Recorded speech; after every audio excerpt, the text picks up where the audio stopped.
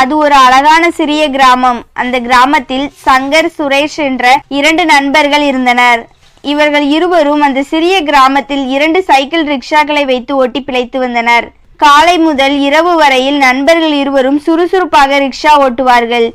இரவில் ரிக்ஷா ஓட்டி சம்பாதித்த பணத்தை மொத்தமாக சேர்த்து பின் ஆளுக்கு பாதியாக பிரித்து கொள்வார்கள். சங்கருக்கு திருமணமாகி 2 குழந்தைகள் இருந்தனர். சுரேஷ் திருமணமாகாமல் வயதான தாய் தந்தையுடன் வசித்து வந்தான். இவர்கள் இருவரும் சிறு வயது முதலே நண்பர்கள் என்பதால் எப்போதும் ஒன்றாகவே இருப்பார்கள். ரிக்ஷா ஓட்டினாலும் இருவரது குடும்பத்திற்கும் தேவையான அளவு அவர்களுக்கு வருமானம் சிறப்பாகவே கிடைத்து வந்தது. இந்நிலையில் ஒரு நாள் நண்பர்கள் இருவருக்கும் சரியாக ரிக்ஷா சவாரி கிடைக்கவில்லை. இதனால் வருமானமும் மிகவும் குறைவாகவே கிடைத்தது. அப்போது வழக்கம் போல் இரவானதும் நண்பர்கள் இருவரும் அன்று முழுவதும் ரிக்ஷா ஓட்டி சம்பாதித்த பணத்தை மொத்தமாக சேர்த்து எண்ணிக்கொண்டிருந்தனர். அப்போது மிகவும் குறைவான அளவு பணமே அவர்களிடம் இருப்பது தெரிய வருகிறது. உடனே சங்கர் சுரேஷை பார்த்து, நண்பா, இன்று நம்மிடம் மிக குறைவாகவே பணம் உள்ளது. இந்த பணத்தை சரிபாதியாக பிரித்தால் நம் இருவர் குடும்பத்திற்குமே அந்த பணம் போதாது. எனவே வயதான பெற்றோருடன் இருக்கும் நீ இன்று கிடைத்த மொத்த பணத்தையும் எடுத்துக்கொண்டு வீட்டிற்கு போ என்று சொல்கிறான்.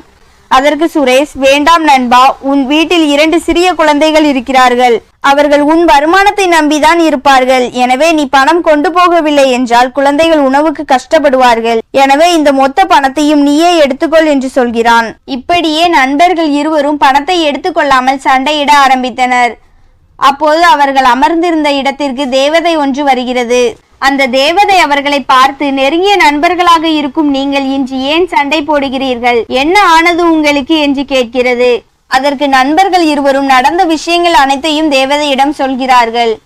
உடனே அந்த தேவதை ஒருவர் மற்றவருடைய குடும்பத்தை நினைத்து கவலைப்படும் அளவிற்கு உங்கள் நட்பு ஆழமாக இருப்பதை நினைத்து எனக்கு மிகவும் மகிழ்ச்சியாக உள்ளது. எனவே உங்கள் நட்புக்கு பரிசாக நான் கூடை நிறைய தங்க நாணயங்களை தருகிறேன். ஆனால் அந்த நாணயங்களை யாராவது ஒருவர் தான் எடுத்துக்கொள்ள முடியும் என்று சொன்னது. அப்போது தங்க நாணயத்திற்கு ஆசைப்படாத நண்பர்கள் இருவரும் தனது நண்பனுக்கே அந்த நாணயங்களை கொடுங்கள் என்று தேவதையிடம் சொல்கிறார்கள். நண்பர்கள் நட்பை பற்றி புரிந்து கொண்ட அந்த தேவதை, உங்களை போல் உலகில் எல்லாரும் நண்பர்களாக இருந்தால் இந்த உலகமே சொர்க்கமாக மாறிவிடும் என்று சொல்லிவிட்டு ஆளுக்கு ஒரு கூடை நிறைய தங்க நாணயங்களை கொடுத்து விட்டு மறைந்து போனது. அதன் பின் அந்த நாணயங்களை வைத்து நண்பர்கள் இருவரும் தொழில் செய்து மகிழ்ச்சியாக வாழ்ந்தனர். அந்த கிராமத்து மக்களுக்கும் நிறைய உதவிகளை செய்தனர்.